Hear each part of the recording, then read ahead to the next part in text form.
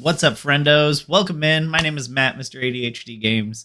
We're going to be talking tonight about ADHD and school. What? I know. Crazy, right?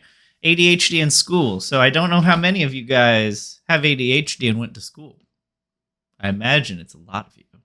And I don't know how many of you guys had good or bad experiences with ADHD in school. But I'm going to share some of my experiences with you guys. And you guys are welcome to chime in and share your experiences as well. But school was really challenging for me. I struggled in school a lot for all kinds of different reasons.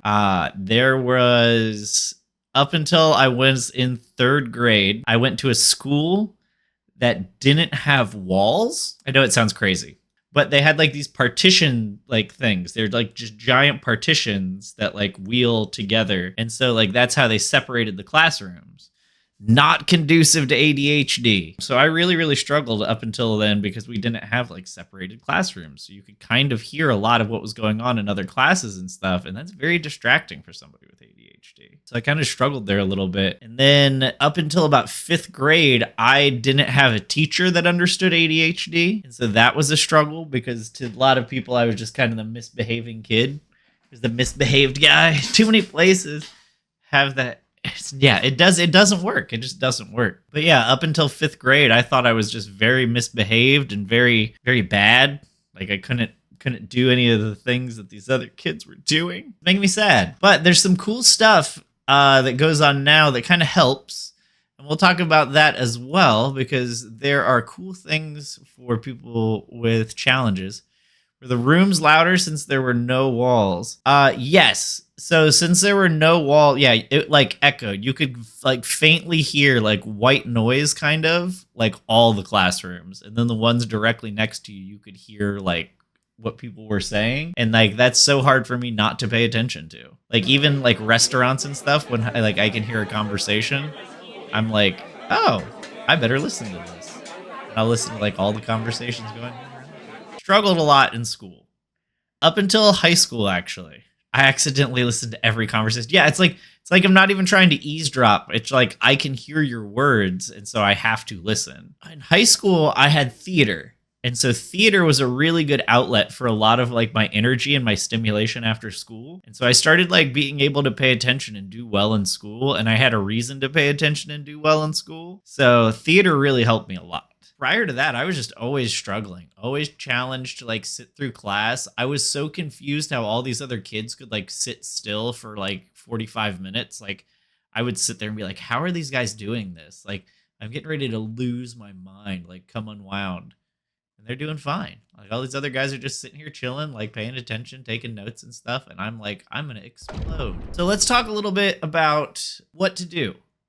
I know a lot of you guys have children who may be neurodiverse or know children who are neurodiverse, and you have heard of something called an IEP, which is something they give to children now, which I think is amazing. It's called an IEP. It's an individualized educational program, which is great because everybody learns a little differently. You know, everybody kind of works through and learns stuff a little differently. Having something like that where people who need extra time on tests need to take tests in a room with fewer distractions, just people being able to be set up for success. You know, you shouldn't fail a test because of your environment. Like a test is designed to gauge your knowledge, not the environment you're taking it in.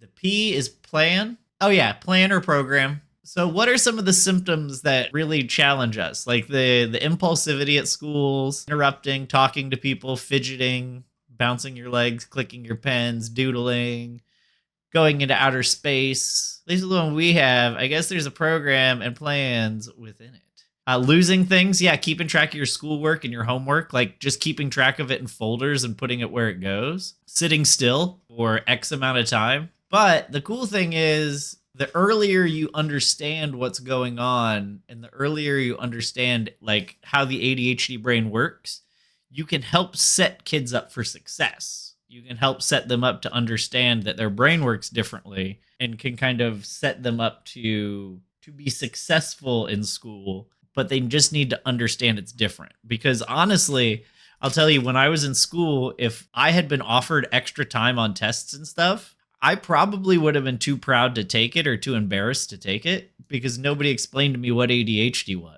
So I'd been like, no, I don't want anyone to know that I have ADHD, so I'm not going to go to a separate room to take a test. Like, it's not going to happen. But understanding that it's not a bad thing, I think would have helped a lot. It's just interesting. It's very interesting to me how differently I feel about ADHD than I do now. But yeah, school made me feel defeated, guys. I'm not going to lie. I went to culinary school. Destigmatizing is definitely a huge difference.